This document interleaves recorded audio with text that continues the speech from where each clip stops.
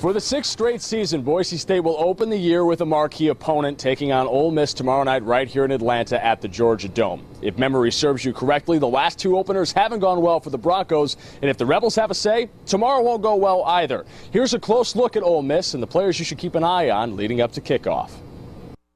I think obviously the thing that everybody sees is how big their offensive line is. I think they're averaging 320 pounds. I mean, that's just the SEC for you. You got big old dudes back there.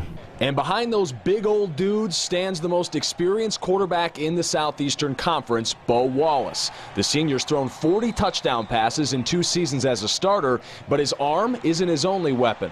I think he's a lot more elusive than he looks like on tape, and he's faster than he looks like on tape. Before watching film this summer, I didn't really know he had as an aspect of his game, and in watching, I realized that, you know, other than just scrambling, they have built-in quarterback runs, and I didn't realize how much that was a part of their offense. Wallace's favorite target is Laquan Treadwell, the sophomore wideout who predicted his unit would have a good day against Boise State's cornerbacks. Apart from Treadwell, the receiving corps isn't deep, unless you ask defensive coordinator Marcel Yates.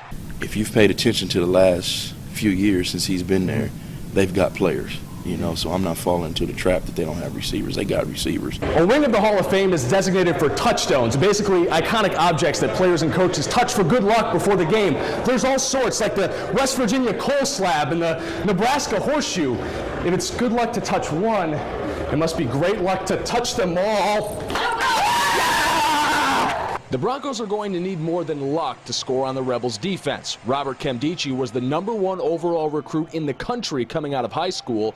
Now a sophomore, the 6'5", 300-pounder is a force to be reckoned with. He's bigger, he's stronger, he's faster, everything I've read about him. He is a very good football player. They're an SEC defense. They're fast, physical, and they do their jobs well. If we're not on top of our games, that's going to be a long day for us. Another guy to keep an eye on is senior Cody Pruitt. The best safety in the SEC, hauled in 6 interceptions last year, and by all accounts should have gone pro.